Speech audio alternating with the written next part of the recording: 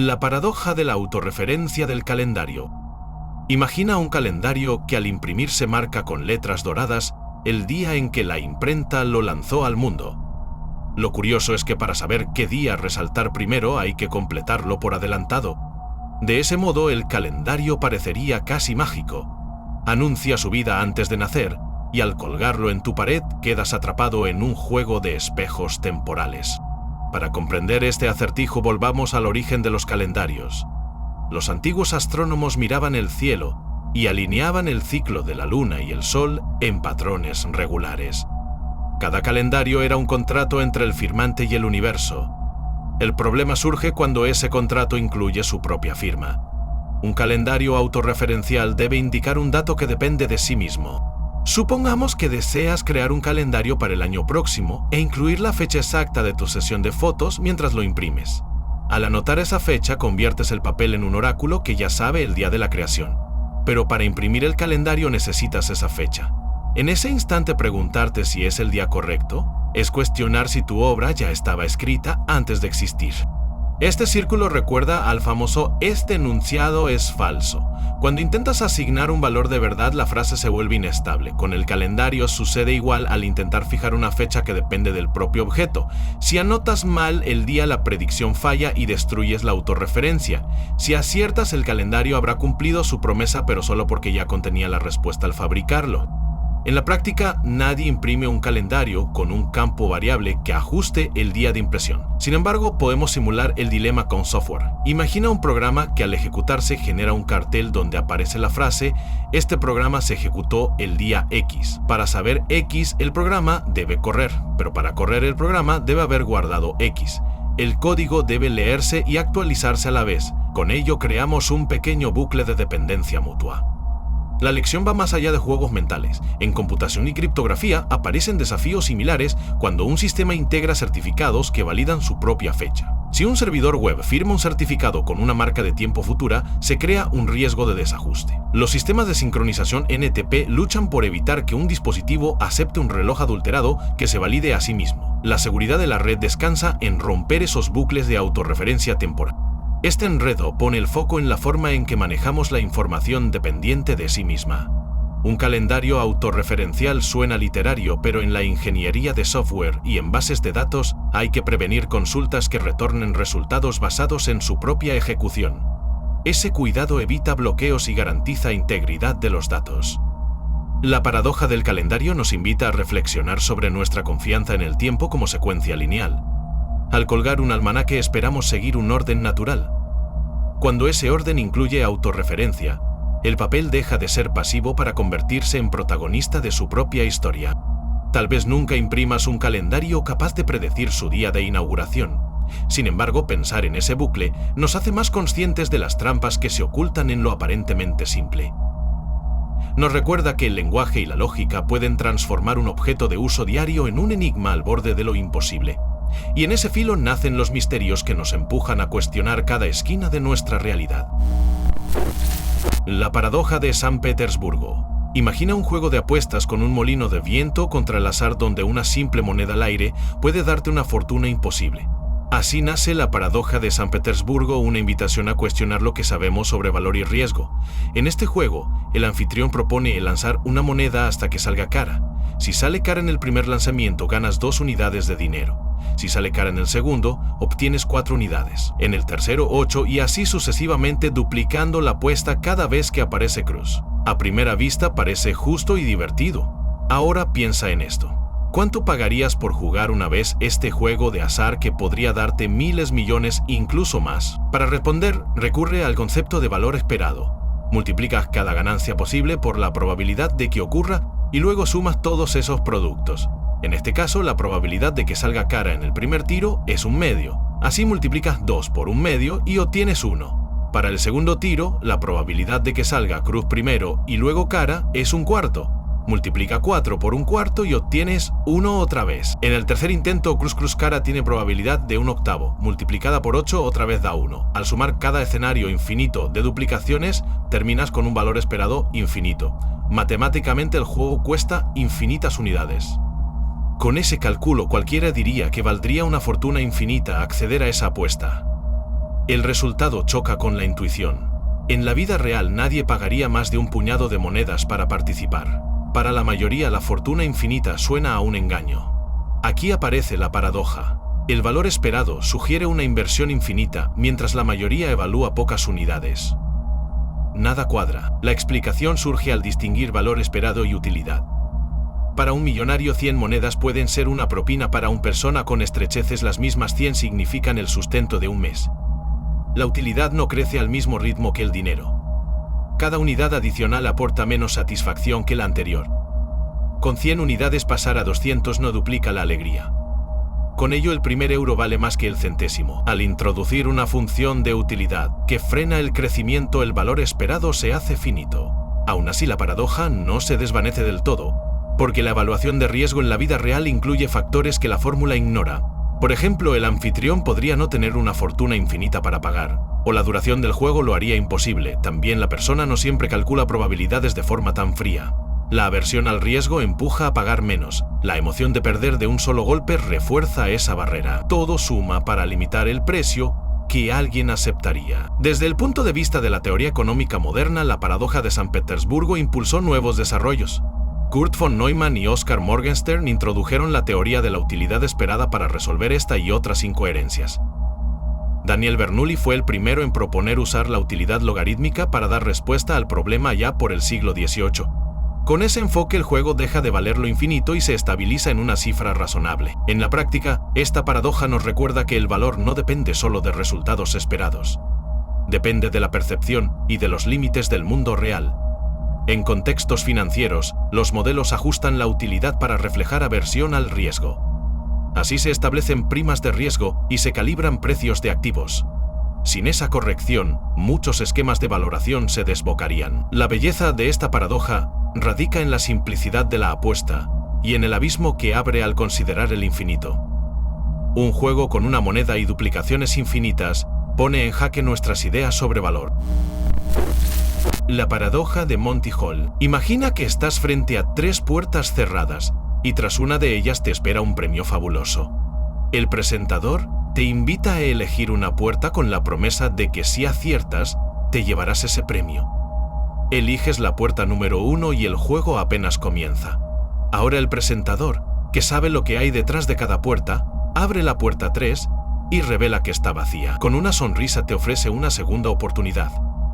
¿Quieres cambiar tu elección y pasar a la puerta 2 o prefieres quedarte con la número 1? Aunque parezca que las probabilidades ahora son parejas, cambiar de puerta casi duplica tus posibilidades de triunfo. Eso es la paradoja de Monty Hall, un enigma que desafía la intuición y revela el poder oculto de la información. Para entenderlo, imagina todos los escenarios desde el inicio. Tu elección original tenía una probabilidad de 1/3 de acierto y 2/3 de fallo. Si acertaste desde el principio, tu puerta guarda el premio y cambiar te haría perder, pero si fallaste, tu puerta inicial no tiene nada y una de las otras dos sí lo oculta. Cuando el presentador abre una puerta vacía y luego te ofrece cambiar, te da exactamente la oportunidad de atrapar esos 2/3 de fallo convertidos en victoria. Mantener tu apuesta se queda en el 33% de éxito. Cambiar te lleva al 66%. Visualiza 100 repeticiones del juego. En unas 33 ocasiones el premio está detrás de la puerta que elegiste primero. Si cambias en esos casos pierdes, pero en 67 oportunidades el premio está en una de las otras puertas. Al revelar una vacía y cambiar de puerta aseguras el premio en 67 juegos. Ese desequilibrio es la raíz de la paradoja. Lo que parece un empate perfecto tras la revelación no lo es gracias al conocimiento que posee el presentador. Al principio la situación luce justa. 3 puertas, un premio, una elección al azar. Pero la clave está en el gesto calculado del anfitrión. Él nunca abrirá la puerta con el premio. Siempre mostrará una puerta vacía y luego te tentará con cambiar. Al hacerlo, crea una división desigual de probabilidades.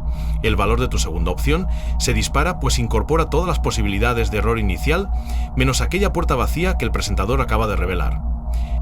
Esa estrategia convierte un juego de azar en un experimento de probabilidad condicionada.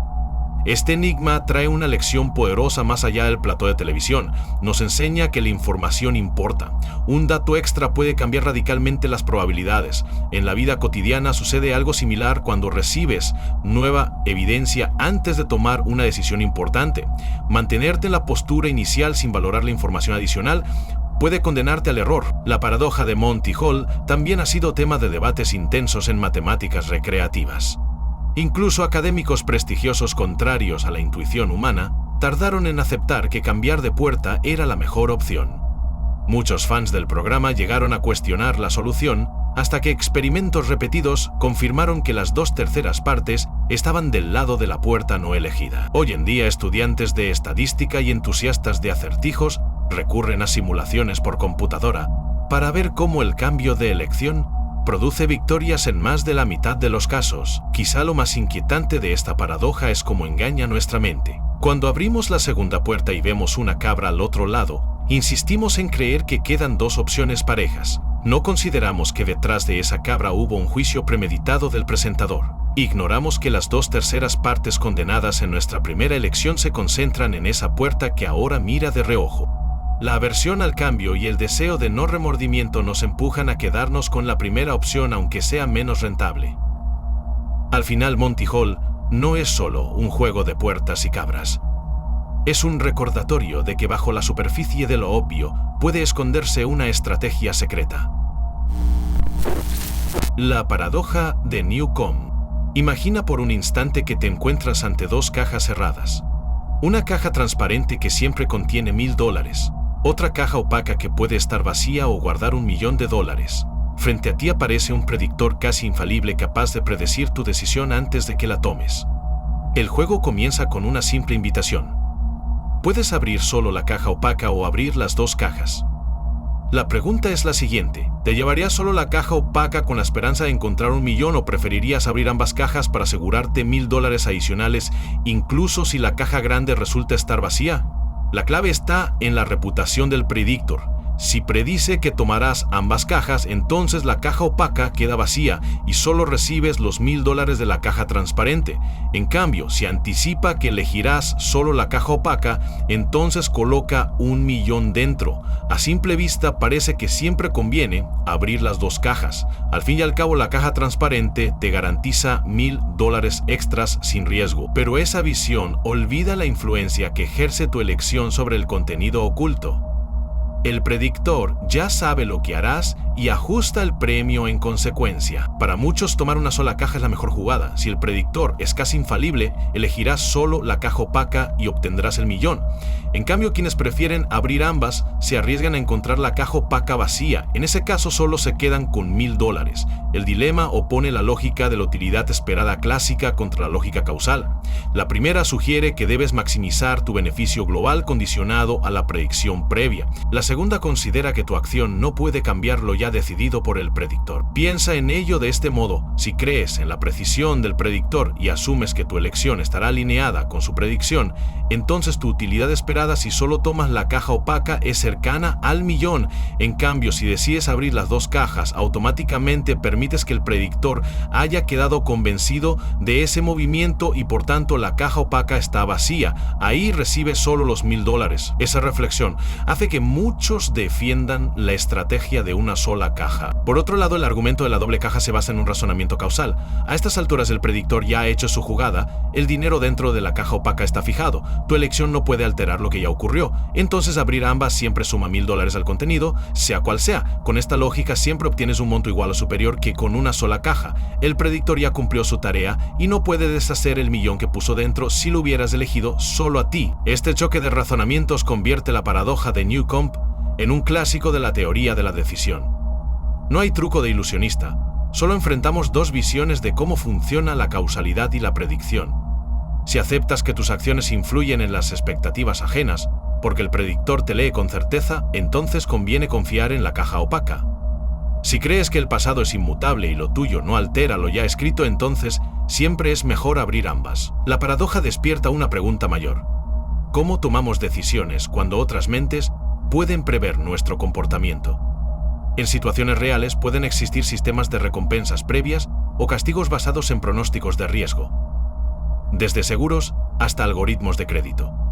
La manera en que ponderamos el futuro y la confianza en nuestras propias predicciones influye directamente en nuestra estrategia. Newcomb ilustra ese nudo invisible entre conocimiento previo y libre albedrío. Al final no hay un veredicto único.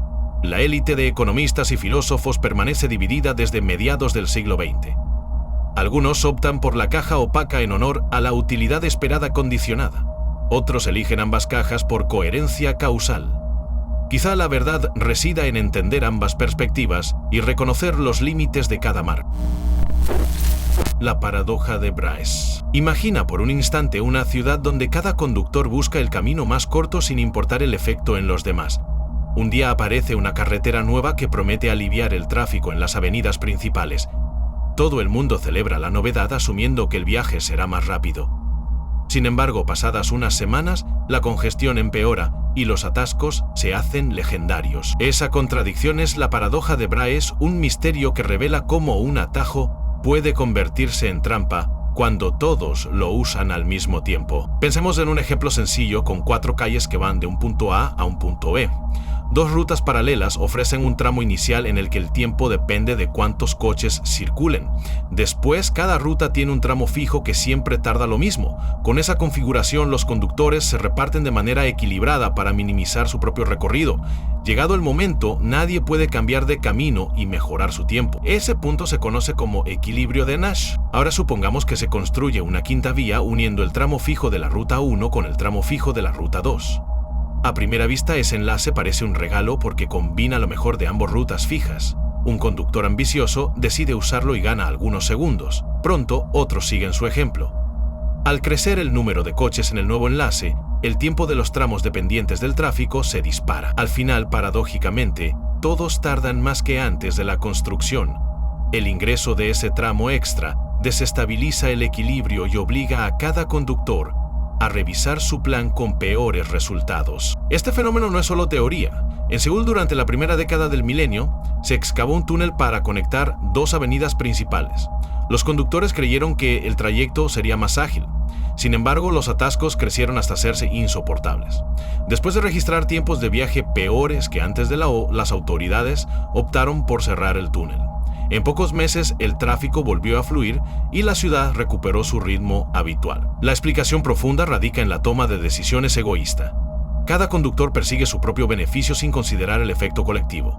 Cuando la nueva carretera entra en juego, todos tratan de aprovecharla. Al hacerlo, saturan las vías originarias que estaban equilibradas. El resultado es un sistema menos eficiente para todos. Es una lección sobre los límites de la planificación basada en soluciones individuales en lugar de estrategias globales. Para evitar este tipo de trampas, urbanistas y planificadores de transporte usan modelos matemáticos que simulan el comportamiento de miles de conductores. Analizan escenarios con y sin vías nuevas y comprueban si el equilibrio mejora o empeora. A veces la respuesta sorprende porque eliminar una conexión puede agilizar el flujo general. Esa decisión va contra la intuición común, pero obedece a la dinámica de sistemas complejos, donde más no siempre es mejor. En la práctica se complementa la infraestructura con medidas complementarias, como peajes dinámicos o carriles exclusivos. De ese modo se regula la entrada de vehículos en ciertos tramos evitando la saturación instantánea. Ajustar precios o restricciones paso a paso permite mantener un equilibrio donde cada actuación individual termina beneficiando al conjunto. Al reflexionar sobre la paradoja de Bryce, comprendemos que los sistemas interconectados requieren enfoques globales. Un cambio en un punto puede producir efectos en cadena que enmarañan todo el entramado. La lección va más allá del tráfico, pues aplica a redes eléctricas, a Internet y hasta a mercados financieros. Cada agente persigue maximizar su propio beneficio y eso puede conducir a resultados opuestos a los deseados. El asombro nace al ver cómo un atajo prometedor se convierte en callejón sin salida. Nos recuerda que poner manos a la obra, sin prever la interacción de todos los elementos, es jugar con fuego. Solo entendiendo las reglas que rigen la autorregulación de los participantes, lograremos diseñar soluciones que realmente mejoren la vida colectiva. La próxima vez que te hablen de una nueva autopista, piensa en la paradoja que lleva el nombre de un investigador alemán y mantén la mirada alerta sobre los caminos invisibles que nos conectan a todos. La paradoja de Condorcet. Imagina un pequeño pueblo donde se celebra una elección para el nuevo alcalde. 3 candidatos compiten y todo el mundo tiene su propia jerarquía de preferencias. Un grupo prefiere a Andrés antes que a Beatriz y a Carlos en último lugar. Otro valora primero a Beatriz, luego a Carlos y por último a Andrés. El resto apoya a Carlos por encima de Andrés y a Andrés por encima de Beatriz. Con esas opiniones claras decides organizar una serie de votaciones por pares. Primero enfrentas a Andrés y a Beatriz. La mayoría elige a Andrés. Después Beatriz se mide con Carlos y vence también. Con 2 victorias el campeonato parece decidido. Sin embargo, al enfrentar a Andrés contra Carlos, ocurre lo inesperado. Ahora la mayoría prefiere a Carlos. Así cada uno de los tres gana un duelo y pierde otro.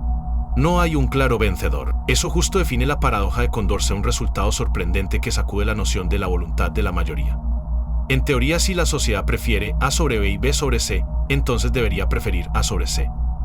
En la práctica, con preferencias individuales que no siguen un orden uniforme, aparece un ciclo donde A vence a B, B vence a C y C vence a A. Esa carencia de transitividad revela un gran escollo para sistemas que quieren reflejar correctamente los deseos de la comunidad. Para verlo en detalle, supongamos que hay 30 votantes. 10 siguen la orden Andrés, Beatriz, Carlos. Otros 10 ordenan Beatriz, Carlos, Andrés. Los últimos 10 se inclinan por Carlos, Andrés, Beatriz.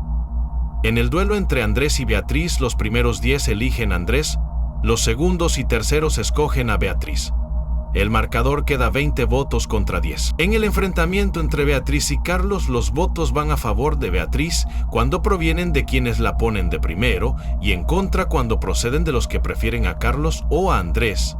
Sale de nuevo 20 contra 10. Finalmente, en el juego entre Carlos y Andrés el conteo cambia. Los 10 que apuestan por Carlos primero y los 10 que valoran a Andrés en segundo lugar suman 20 apoyos para Carlos. Los 10 restantes siguen eligiendo a Andrés. El desempate resulta 20 para Carlos y 10 para Andrés. El triángulo cíclico está completo. Esa estructura contradice el principio de elección racional clásica según el cual las preferencias de un colectivo deberían ser consistentes y ordenables. La paradoja muestra que cuando cada votante tiene un orden propio, el agregado puede no respetar la coherencia. Es como un pulso donde las opiniones individuales alimentan un bucle sin salida. No existe una opción que sea el más votado por mayoría en todos los emparejamientos. La consecuencia práctica de este enredo va más allá de curiosidad intelectual. En diseño de sistemas electorales, surgen diversos métodos para intentar sortear la contradicción. El método de Condorcet declara ganador a quien gane sus duelos contra todos los rivales. Pero cuando hay ciclos, nadie cumple ese requisito. Entonces aparecen alternativas que buscan aproximarse como el Minimax o el método Borda. Cada una introduce criterios extra que rompen la pureza del voto por pares y generan sus propias paradojas. En el terreno de la teoría política, la paradoja de Condorcet sirvió de advertencia sobre la imposibilidad de construir un sistema perfecto que satisfaga al mismo tiempo los principios de justicia, libertad y coherencia. El teorema de Arrow formalizó este resultado mostrando que no existe una regla de votación que cumpla todas las condiciones deseables cuando hay 3 o más opciones. Con ello comprendemos que cualquier elección colectiva implica un compromiso entre valores que a veces se excluyen. Detrás de los números y las simulaciones palpita una lección sobre nuestras sociedades interconectadas. Las decisiones en grupo no siempre reflejan una armonía intuitiva. Cuando escuchamos la voz de la mayoría debemos aceptar que puede manifestar contradicciones internas. Eso no es necesariamente malo. Nos empuja a construir procesos más deliberativos, a abrir espacios de diálogo y a combinar preferencias parciales con negociaciones posteriores. La belleza inquietante de la paradoja de Condorcet radica en la simpleza de su planteamiento y en la profundidad de sus implicaciones. 3 candidatos y un grupo de votantes basta para revelar grietas en la idea de voluntad general. Esa paradoja nos recuerda que los sistemas que manejan nuestras decisiones colectivas son espejos imperfectos. La paradoja de Abilene extrema. Imagina un grupo de amigos reunidos para decidir qué cenar. Nadie tiene hambre de lo mismo, pero todos quieren evitar el conflicto. Unos prefieren sushi, otros tacos y los demás pasta. Sin discutir abiertamente, alguien sugiere ir al restaurante de enfrente. Nadie muere de ganas de comer allí, pero al no alzar la voz todos asienten. Caminan 20 minutos, llegan y descubren que el menú no gusta. Vuelven cada uno más insatisfecho que al principio. Esa cadena de decisiones equivocadas define la paradoja de Abilene extrema. En esencia, el fenómeno describe cómo un grupo puede actuar de manera unificada en algo que ninguno desea. A diferencia de un choque de voluntades, aquí no hay enfrentamiento visible. El enredo surge porque todos asumen que su preferencia es minoritaria y optan por la opción más neutra. Con ello nadie dice la verdad de lo que quiere realmente. Ese silencio crea la ilusión de consenso cuando en realidad hay desacuerdo oculto. Para entenderlo, piensa en 4 colegas que planean un paseo. Cada uno sueña con un destino distinto, pero nadie está dispuesto a impedir que los demás elijan. Ante la falta de propuesta clara, alguno sugiere viajar a un parque cercano. Nadie eleva objeción. Cada uno piensa que los otros estarán de acuerdo. Al final llegan y se aburren. Cada quien desearía haber ido a la playa, a la montaña o al cine. El viaje termina en un lugar que ninguno eligió por gusto propio. Esta dinámica nace de dos fuerzas contrapuestas. Por un lado, el deseo de armonía y por otro, la desconfianza en expresar opiniones individuales que parezcan egoístas. Al final, el grupo sigue la ruta de menor resistencia. Esa ruta puede conducir a resultados muy alejados de lo que cada uno quiere de verdad. El silencio y la complacencia actúan como imán para que las decisiones colectivas terminen atrapando a todos en la misma red de insatisfacción. En la versión extrema de la paradoja de Abilene no hace falta presión social explícita. Basta con pequeñas dudas sobre los deseos de los demás. Alguien lanza una idea débil y el resto no se siente autorizado a contradecirla. Esa falta de franqueza prolonga una cadena de elecciones equivocadas hasta generar un desenlace lamentable. Lo sorprendente es que el error se repite una y otra vez porque nadie asume la responsabilidad de proponer lo que realmente quiere. La lección más poderosa de esta paradoja es la importancia de la comunicación transparente. Cuando trabajamos en equipo o compartimos proyectos es vital expresar nuestras preferencias con claridad. Preguntar directamente lo que otros desean puede romper el ciclo de asunciones equivocadas. A veces basta una charla honesta para descubrir que hay coincidencias y que la supuesta armonía basada en el silencio era solo una ilusión. Reflexiona ahora en tus propios grupos de trabajo, en tu familia o entre amigos. ¿Cuántas veces has asistido a planes que no te entusiasmaban sin decir nada? La paradoja de Abilene extrema nos invita a valorar el poder de la discrepancia constructiva. Defender lo que realmente quieres no significa generar conflictos, sino crear un espacio donde todos expresen sus preferencias. Solo así una decisión colectiva podrá reflejar las ganas de cada uno y no el fantasma del consenso fingido. La paradoja de Hempel invertida. Imagina un bosque oscuro repleto de ramas y hojas. Un investigador se adentra con una libreta en mano buscando cuervos negros. Cada vez que encuentra uno apunta el color con cuidado. Tras un largo paseo piensa haber reunido suficientes pruebas. Entonces surge una duda perturbadora. ¿Podría confirmar la tesis de que todos los cuervos son negros sin encontrar un solo cuervo? El aire se carga de misterio al contemplar objetos inesperados que podrían servir de evidencia. En lugar de pájaros, el detective observa manzanas, hojas, piedras y hasta charcos de agua. Esa búsqueda de cuervos se transforma en un experimento inusual. El punto central de esta paradoja nace de la lógica clásica. La afirmación «todos los cuervos son negros» tiene un equivalente silencioso. Ese equivalente dice «todo lo que no es negro no es un cuervo». A simple vista suena parecido.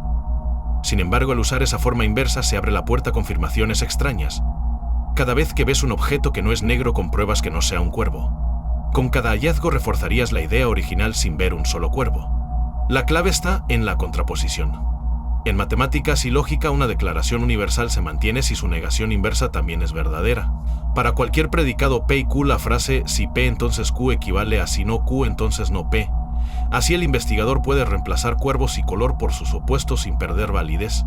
Este cambio aparentemente inocente desencadena la paradoja que desafía nuestra intuición.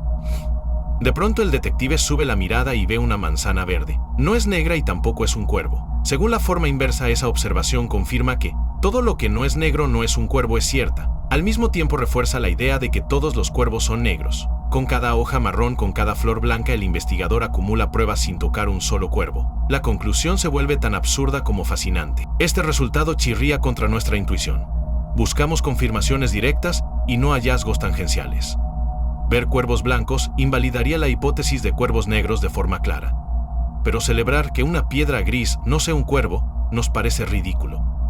En la práctica científica se prefieren falsaciones directas. Karl Popper señaló que una sola observación contraria es suficiente para refutar una teoría.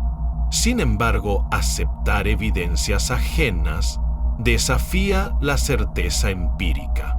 Para resolver el enigma, muchos recurren a la teoría bayesiana. En ese enfoque, cada hecho modifica nuestra confianza en un enunciado. La aparición de una manzana verde aporta muy poca relevancia. El peso de esa confirmación casi se diluye. Por eso, quienes investigan suelen otorgar más valor a una prueba directa de falsación que a una confirmación débil. Aún así, la paradoja subraya la delicadeza del razonamiento cuando aplicamos reglas formales al mundo real. Esta paradoja tiene ecos en la vida cotidiana. Al diseñar encuestas y experimentos hay que calibrar qué tipo de dato aporta información. Un registro de ausencia puede resultar inútil si no se compara con datos relevantes. En ecología se estudia la presencia de especies raras en hábitats específicos. Registrar zonas sin rastro ayuda a delimitar el área de búsqueda, pero nunca sustituye la observación directa de individuos para confirmar su existencia. La belleza de la paradoja invertida de Hempel radica en mostrar la fragilidad del sentido común ante la lógica pura. Aprendemos que las reglas formales pueden llevarnos a conclusiones contradictorias si no consideramos el contexto y la relevancia de cada dato. Paradoja de la carga del fanático. Imagina un grupo de amigos que comparte una idea que les apasiona y deciden contarle al mundo sus razones. Al principio todo va bien, hablan con entusiasmo y convencen a más personas. Pero llega un momento en que esos mismos amigos se ponen tan severos que expulsan a cualquiera que no piense igual. Empiezan a exigir pruebas de lealtad y a señalar defectos en quien duda. Con cada expulsión la fuerza del grupo se debilita y muchos se alejan para evitar conflictos. Al final queda un puñado tan pequeño y radical que ya no logra inspirar a nadie nuevo. Eso que empezó como un movimiento lleno de vida, se convierte en un grupo cerrado que apenas sobrevive. La paradoja de la carga del fanático muestra cómo quienes defienden con más fervor una idea pueden terminar destruyéndola. Al querer protegerla de toda crítica, cierran las puertas al diálogo. Cualquier comentario diferente se interpreta como un ataque y se castiga. La pasión deja de ser un impulso creativo y se convierte en un muro infranqueable. Un ejemplo fácil de entender ocurre en debates por Internet. Un foro dedicado a compartir recetas saludables puede convertirse en un espacio hostil si un grupo de moderadores impone reglas cada vez más estrictas. Quien sugiere un ingrediente nuevo recibe acusaciones de no ser auténtico o de querer dañar la comunidad.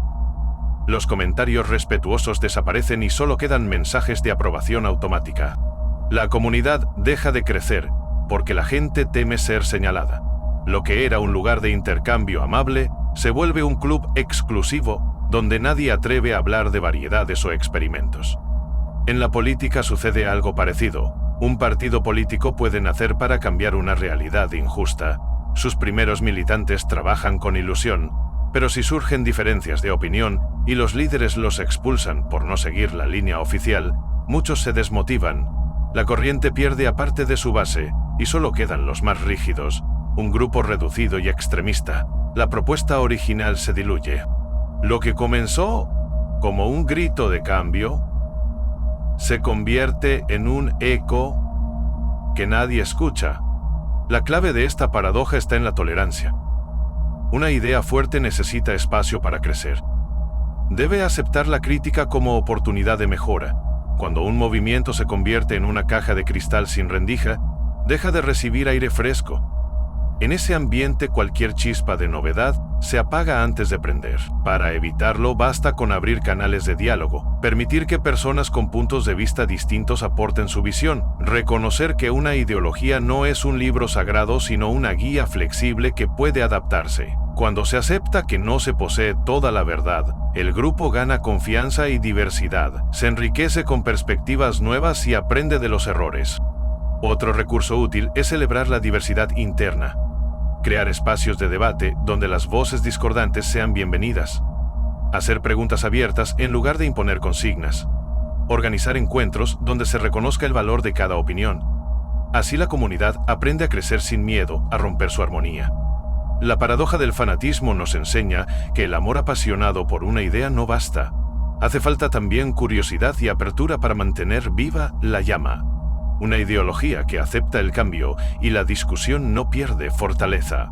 Al contrario, se hace más sólida porque incorpora lo mejor de cada aporte. En la vida diaria podemos aplicar esta lección. Cada vez que defiendas algo en lo que crees, detente un segundo y escucha con atención.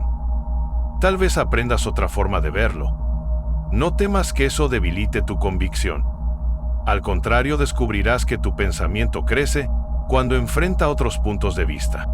Así aprenderemos a proteger nuestras ideas sin encerrarlas en jaulas, cultivarlas con pasión y con respeto al otro.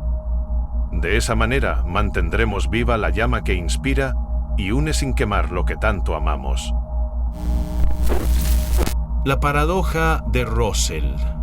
Todo comienza con una idea sencilla. Imagina que tienes un conjunto que contiene cosas, como una caja que guarda objetos. Ahora piensa en el conjunto de todos los conjuntos que no se contienen a sí mismos. Pongamos un ejemplo. Si tienes un conjunto de gatos, ese conjunto claramente no se contiene a sí mismo, porque es un conjunto de gatos, no de conjuntos. Pero, ¿qué pasa si piensas en un conjunto especial? que incluya todos los conjuntos que no se contienen a sí mismos. Aquí es donde empieza la magia y el misterio. Vamos a llamarlo el conjunto X. Entonces X incluye todos los conjuntos que no se contienen a sí mismos.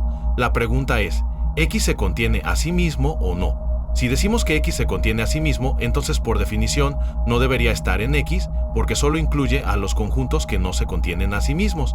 Pero si decimos que no se contiene a sí mismo, entonces debería estar en X porque justo eso es lo que incluye X. ¿Ves la contradicción? Este acertijo fue planteado por Bertrand Russell a principios del siglo XX y puso en jaque la teoría de conjuntos, que era la base de las matemáticas en ese momento. Hasta entonces, los matemáticos creían que podían construir cualquier conjunto simplemente definiéndolo. Pero la paradoja de Russell demostró que había algo profundamente roto en esa idea. Lo que hace tan desconcertante a esta paradoja es que parece una pregunta simple, pero te mete en un callejón sin salida lógico. Es como si te preguntaras, ¿es el mentiroso un mentiroso cuando dice que miente? O como si buscaras el final de un laberinto que se retuerce sobre sí mismo. No importa qué camino elijas, siempre terminas enfrentándote a una contradicción. Los matemáticos se dieron cuenta de que si no arreglaban este problema, todo el edificio de las matemáticas podía venirse abajo como un castillo de naipes. Por eso, se inventaron nuevas reglas para la teoría de conjuntos, estableciendo que no todos los conjuntos pueden definirse tan libremente como se pensaba. Fue como colocar muros en un jardín para evitar que las plantas invasoras se devoren entre sí. Russell y su colega, Alfred North Whitehead, intentaron arreglar las cosas con una obra monumental llamada Principia Mathematica, en la que introdujeron teorías de tipos para evitar estas contradicciones. Con esta solución, restringieron la forma en que se podían construir los conjuntos, estableciendo jerarquías que impedían que un conjunto se definiera a sí mismo de forma directa. Aunque la paradoja de Russell fue domada por estas nuevas reglas, sigue siendo un recordatorio de que incluso las ideas más simples pueden tener consecuencias enormes. Nos enseña que la lógica, aunque parezca sólida como una roca, a veces puede jugar trucos y desmoronarse en nuestras manos. Y nos hace preguntarnos qué otras sorpresas nos aguardan cuando exploramos los rincones más extraños de las matemáticas. La paradoja de Russell no es solo un acertijo para entretener a los filósofos y matemáticos. Es un símbolo de cómo incluso las teorías más firmes pueden tambalearse con una simple pregunta. Así que la próxima vez que pienses que algo es completamente lógico y seguro, recuerda este conjunto misterioso que se devora a sí mismo y pregúntate, ¿en verdad podemos confiar en lo que creemos? Tal vez ahí empieza el verdadero misterio. La paradoja de Grelling-Nelson. Imagina un espejo que trata de mirarse a sí mismo para descubrir quién es. Eso resume la extraña naturaleza de la paradoja de Grelling-Nelson. Todo comienza con una pregunta sencilla. ¿Puede una palabra describir su propia condición o su contrario sin caer en contradicción? Primero define dos tipos de palabras. Una palabra es autológica si describe su propia cualidad. Por ejemplo, palabra es disléxica si fuera difícil de leer. Si esa misma palabra fuera difícil de leer, entonces ella sería autológica. En cambio, una palabra es heterológica si no describe su propia condición. Por ejemplo, larga no es larga al pronunciarla. Entonces, larga es heterológica porque no cumple lo que dice. Ahora llega el giro que enreda todo. ¿Es la palabra heterológica heterológica? Si respondes que sí, entonces heterológica describe su propia condición. Pero al describirse a sí misma deja de ser heterológica y pasa a ser autológica.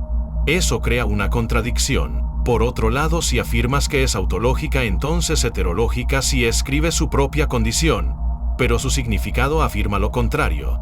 Esto hace que la palabra vuelva a ser heterológica. Otro choque sin salida. Para verlo más claro, observa los dos escenarios. Si heterológica es heterológica, la definición dice que no describe su propio estado. Pero si no describe su estado, entonces no es heterológica en sentido real, con lo que el sí inicial se vuelve un no. En el otro caso, si heterológica no es heterológica, es decir, es autológica, entonces sí describiría su condición porque es heterológica, con lo cual su etiqueta se invierte de nuevo. Este bucle sin fin surge porque intentamos etiquetar algo que mira su propia etiqueta.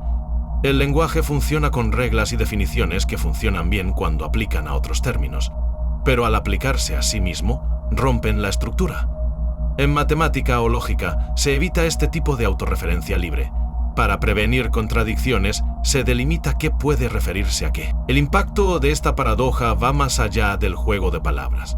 revela la fragilidad del lenguaje humano cuando se autorrefiere.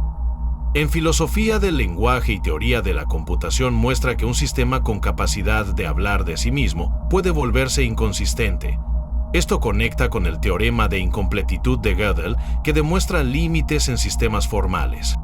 Al diseñar lenguajes de programación o sistemas de inteligencia artificial, aprendemos de estos ejemplos.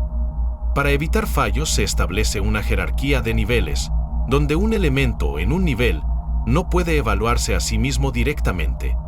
De ese modo evitamos ambigüedades y bucles lógicos que conducirían a errores o bloqueos. La belleza de la paradoja de Grelling-Nelson reside en su sencillez. Con dos tipos de palabras y una pregunta básica, nos enfrenta a un espejo sin fondo. Nos recuerda que el lenguaje no es una estructura invulnerable. Que hablar de la propia forma de hablar puede generar contradicciones que rozan lo absurdo. Al final, quizá la palabra heterológica nunca encuentre su lugar. Quiera decir que no es lo que dice y con ello desaparece de su propia definición. O quiera significar que sí es lo que no es y con ello miente sobre su esencia. Ese enredo es el corazón del misterio. Al comprender esta paradoja, aprendemos a mirar con cuidado las definiciones y los alcances del lenguaje. Vemos que las palabras son herramientas poderosas, pero también pueden atrapar nuestros razonamientos si las usamos sin estructura. La próxima vez que hables de algo, recuerda que describir tu propia descripción puede llevarte a un laberinto sin salida.